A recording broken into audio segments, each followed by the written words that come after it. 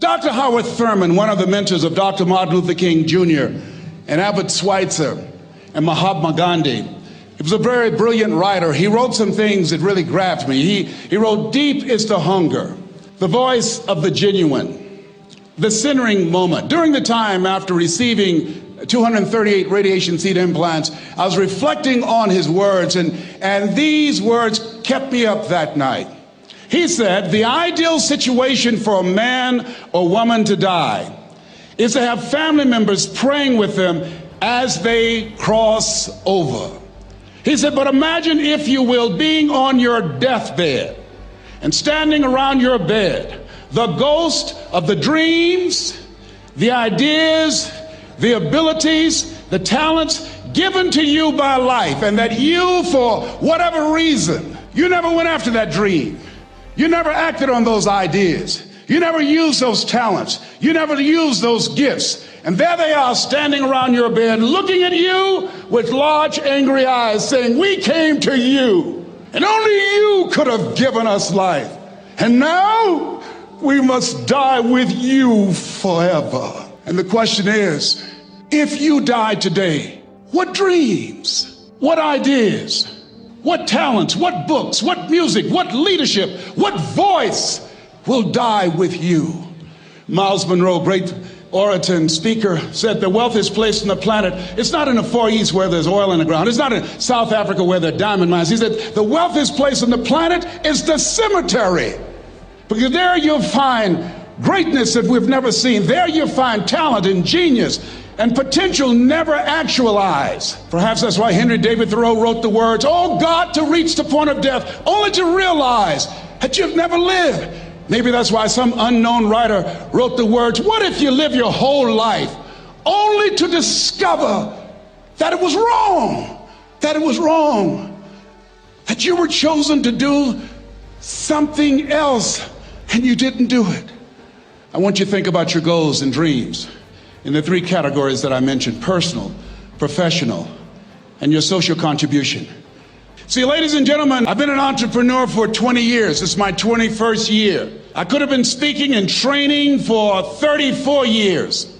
But for 14 years, I was living in my head. For 14 years, I stopped myself. For 14 years, I used to go see Zig Ziglar, that I considered the #1 motivational speaker on the planet. Zig Ziglar and Tony Robbins, they're the best on the planet. Bob Proctor, they're the best on the planet. Jack Canfield, Mark Victor Hansen, T. Harv Eker. I would go and see them, and then I would leave, and my conversation with myself was, my heart would say, "I can do that." And then my mind would ask, how? How would you do that, Les Brown? See, when I was in the 5th grade, I was identified as EMR, labeled educable mentally retarded, put back from the 5th grade to the 4th grade. I failed again when I was in the 8th grade. I have no college training. And a man changed my life, and I'll never forget his name, Mr. Leroy Washington. He's in his 80s now, and he's blind from glaucoma, but he gave me a different vision of myself. I was in his class waiting on another student. He came in and said, "Young man, go to the board and work this problem out for me." I said, "Oh, sir, I can't do that." I said, "Why not?" I said, I'm not one of your students." He said, "Look at me." "Yes, sir. Go to the board and work the problem out anyhow." I said, "Sir, I can't do that." He said, "Why?" I said, "Sir, because I'm educable mentally retarded, sir. I'm in special education." And the students started laughing. They said, "That's Leslie. That's not Wesley. He's DT. Wesley is the smart twin." He said, "What does DT stand for?" I said, I'm the dumb twin, sir." And as the students laughed at me, he came from behind his desk, he looked at me and he said, "Don't you ever say that again. Someone's opinion of you does not have to become your reality." On one hand, I was humiliated, but on the other hand, I was liberated, because he looked at me with the eyes of Goethe, who said, "Look at a man the way that he is, he only becomes worse. But look at him as if he were what he could be, then he becomes what he should be." And so we developed a relationship. And one of the things that I can just tell you as you think about your goals and dreams, all of us can say in a spirit of integrity that it's possible. That if anybody at any point in time lived their dream, then it's possible that I can live mine. And what I did was, I made a mistake. I looked at my goals and dreams, and my mind said, "How will you do that?" I went from my heart to my mind, and I stayed up there for 14 years. 14 years. I can't bring those 14 years back. Those years are gone. And I've made a mission in my life to help people to stop putting it off and procrastinating. How many ever thought about something you wanted to do and you procrastinated, you talked yourself out of it? There's a proverb that says, if there's no enemy within, the enemy outside can do us no harm.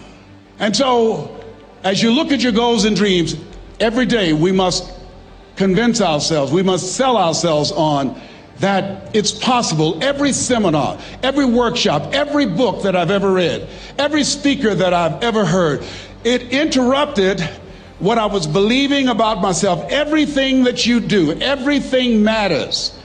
As you go through each day, I know now as I look back at age 63, looking at my life, everything matters. T. Harv is right. How you do anything is how you do everything.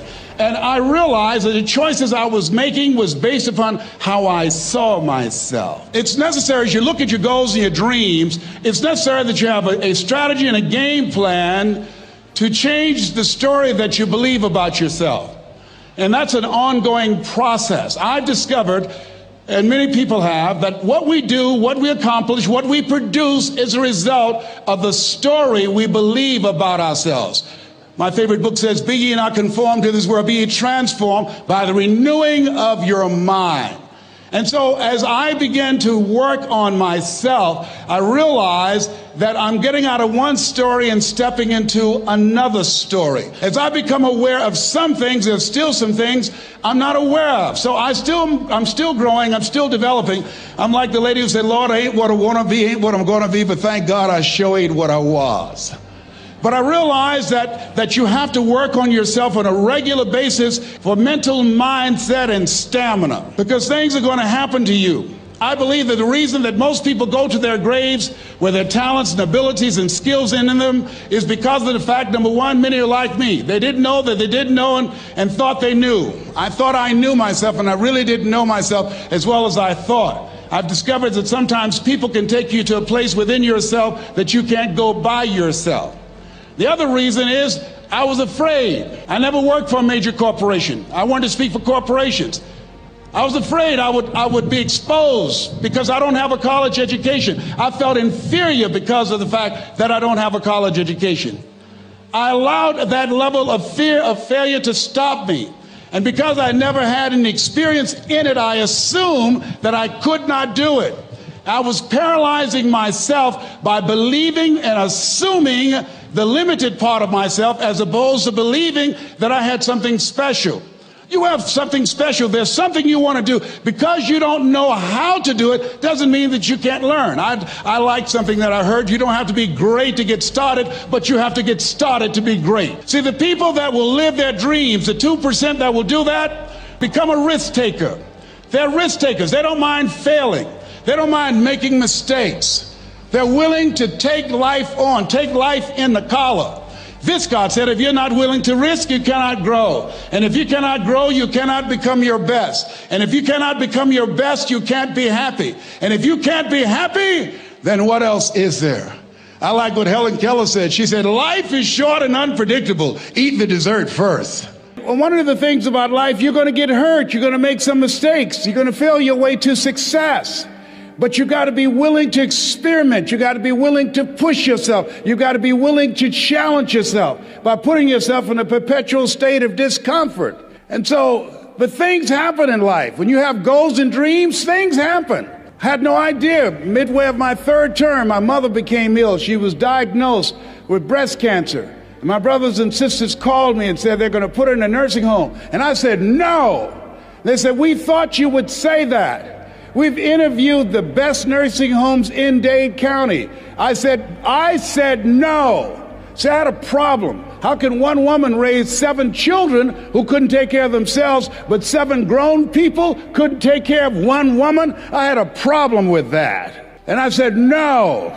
So I resigned from the Ohio legislature and I came back to Miami to take care of Mama and took care of her until 89. And there are things, as you have your goals, things are going to happen to you that you can't anticipate. Some of you are in the eye of the storm now. Things are going to happen. And don't say, well, why does this have to happen to me? There's times in your life when things are going to happen that you've got to begin to put your dream on hold. And you might have to reinvent yourself. It's called life. And don't tell everybody about it. 80% don't care and 20% glad as you. You have to suck it up and handle it. That's what it called being in business, being an entrepreneur, being a risk taker, walking by faith and not by sight. What keeps you in the game? If you know someone has done it, you know that you can do it. And that feeling alone, when you want to give up, when it doesn't look like things are going to work out, that thought alone that it's possible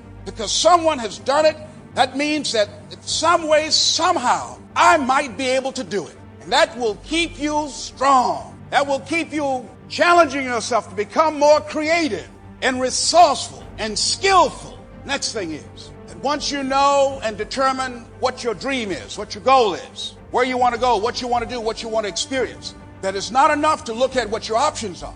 Next thing you know is that as you have this dream, that it becomes necessary that you live this dream. See, they talk a lot about people dying from their diet, about what they're eating. But I strongly believe, and I said it once and I'll say it again, that more people are dying because of what's eating them. See, when you know what you're supposed to do, or if you know you can do more than what you're now doing, and you're not doing it, life will eat you up. It will wear you out. You will live to regret it. When you are acting on your dream, or if you're seeking and relentlessly trying to find your purpose, what fits for you, it means a level of mental healthiness. It means a level of peace. Life now takes on an adventure. Life now has some new meaning. But if you decide to settle to be less than what you are, to enjoy less than what you know you are capable of producing, if you decide to continue to live within your comfort zone and just say, oh, it doesn't matter. No, your dream does matter. People with dreams live longer than people without dreams. People who have something to look forward to, they don't need an alarm clock to get up in the morning. You got a different kind of energy about you. You're talking about not only extending your life, but adding life to your years when you know what you're supposed to do. So now your dream is not optional. No, it's necessary. Not only it's possible, but it's necessary that I do something about this. Because if I don't, it's going to eat me alive. It's going to drive me crazy. No, I've got to do this. Wherever he is, he starts doodling something. Have a friend who she writes. She's always writing something. Why? She's got to do this. She's got to express what's in her. You got to find your thing, and whatever it is, it's necessary that you do it. Now, here's what we know. And as you know that it's possible, then it's necessary that you act on this dream, it takes you to the next level. People are going to help you along the way. You're going to get some help. Also, you can get some opposition. You're going to have some challenges. It's not just going to just open up easily for you to walk in and get what you want. Otherwise, everybody else will be doing that. And so how do you make this dream come true? What's going to be the determining factor? Here's what you know. The determining factor is you. That you're going to make it happen. You are the difference. Nobody can do your work for you. Nobody's going to take care of business for you. Nobody's going to live your dream for you. Nobody's going to sing your song, operate your business, do this great work that you have been selected by the universe to do. Nobody's going to do that for you. That's some stuff that you have been given to do, and if you don't do it, it won't get done.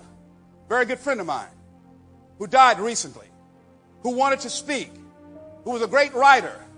One of the most painful things I went through was at her house with her husband, as we looked at things that she had started writing, and she never completed them. She never completed those poems. She had papers everywhere. Stories. I remember a play she said she was going to write. She never wrote that play because that play will never be written, ladies and gentlemen.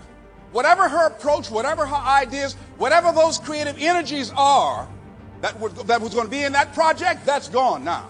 And I'm saying to you that what you got, what you showed up, that if you don't give it, it won't be given. And that if you don't do it, we all suffer. Life is less for all of us. All of us got something. So here's what we know. That if it's going to happen, it's you. You got to take ownership for making this happen. You are the one. It's you if it's going to be. It's you. You are the captain of your ship. You are the power in your life. You are the force behind your achievement. Circumstances, lack of money, lack of support, obstacles, none of those things can stop you. They can make it inconvenient, but ultimately, it's you. You will make the difference. Will I be able just to walk out there and get it? No. That you're going to experience some hard times, some disappointment, rejection. Things are going to go wrong. Things that you thought would happen one way won't happen that way. You find out that it's much easier to get into something and it costs you more to get out of it. So here's what we come and develop an appreciation for. Why is it that people don't want to grow?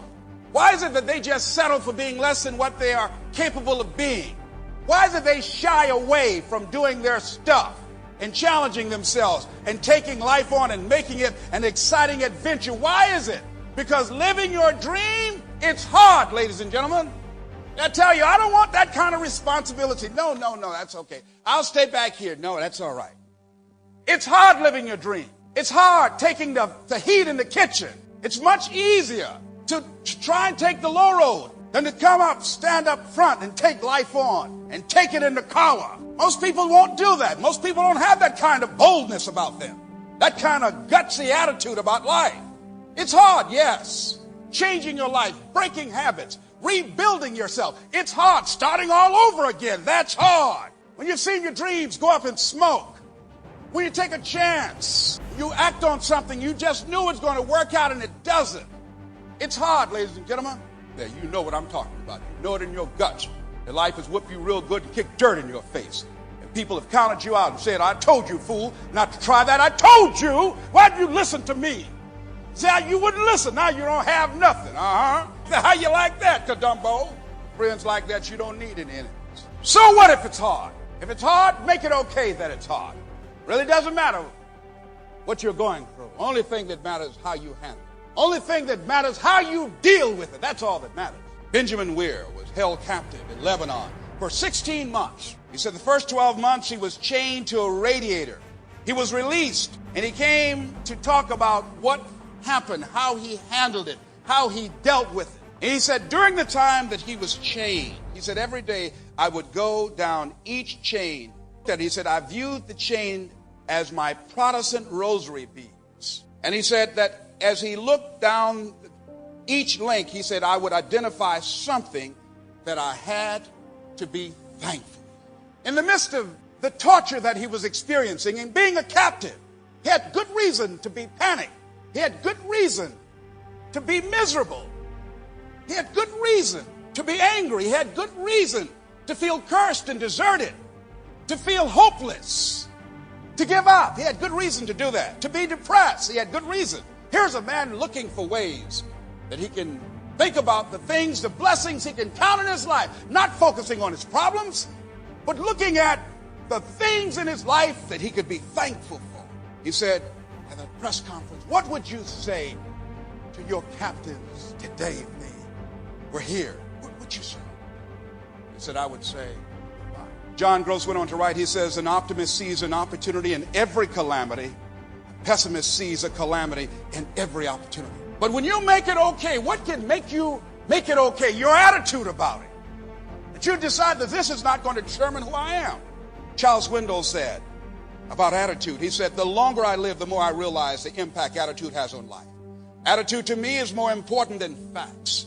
He says it is more important than the past, than education, than money, than circumstances, than failures and successes, than what other people think or say or do. It is more important than appearances, giftedness, or skill. It is something that can make or break a company, something that can make or break a church or a home, something that can make or break you. The remarkable thing is we have a choice every day regarding the attitude we will embrace for that day. We cannot change our past. We cannot change the inevitable. The only thing we can do is play the one string we have, and that is our attitude. That's all we can play. I am convinced that life is 10% of what happens to me and 90% of how I react to it. And so it is with you. We are in charge of our attitudes. And when you're in charge of your attitude, you say, if it's hard, then do it hard.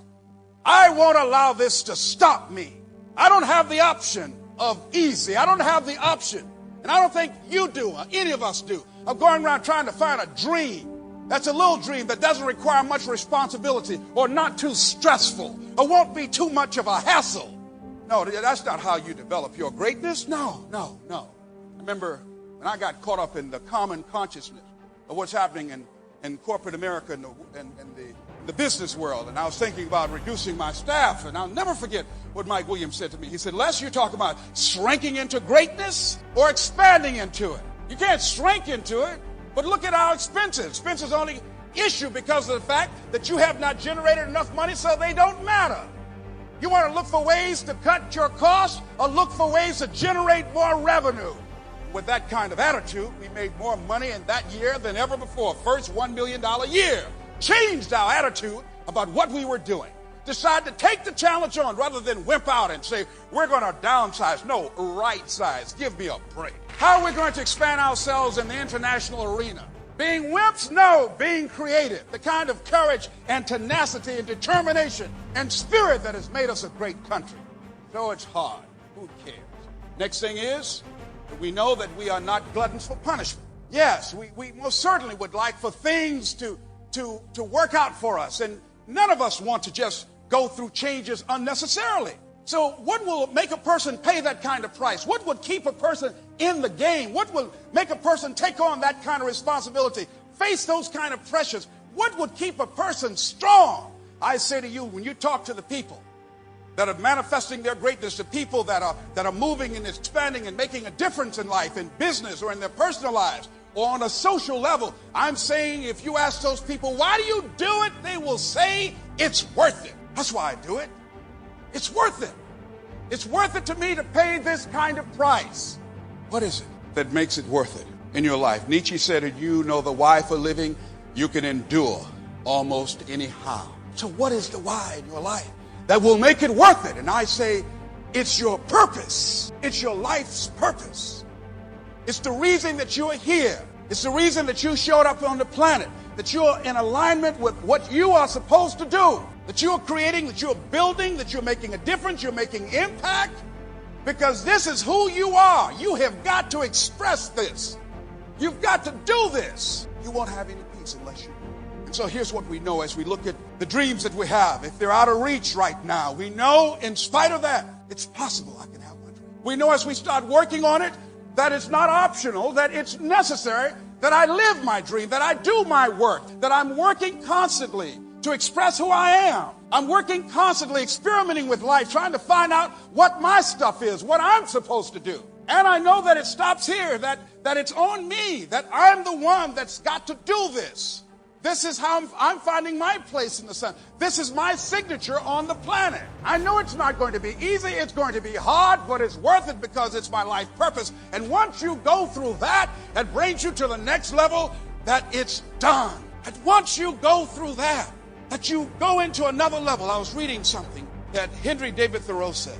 And just to paraphrase it, he says, if you advance confidently in the direction of your dream and endeavor to live the life which you have imagined, you will meet with a success unexpected in common hours. You will put something behind you. You will pass an invisible boundary.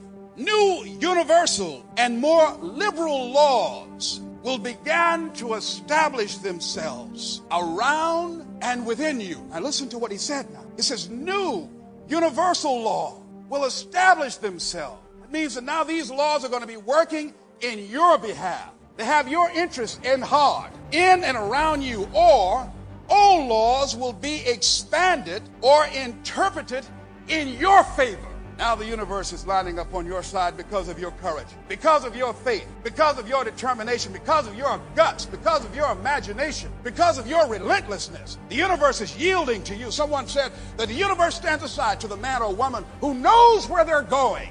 It says, in a more liberal sense, you will live with the license of a higher order of being. We've all had some things happen. Some people call it synchronicity. Just out of nowhere, a call came, help came, money came that you didn't expect. Where did that come from? You're operating at a new level of consciousness, a new order of beingness, that you are able to call forth things, that you can speak the word and it happens, it materializes.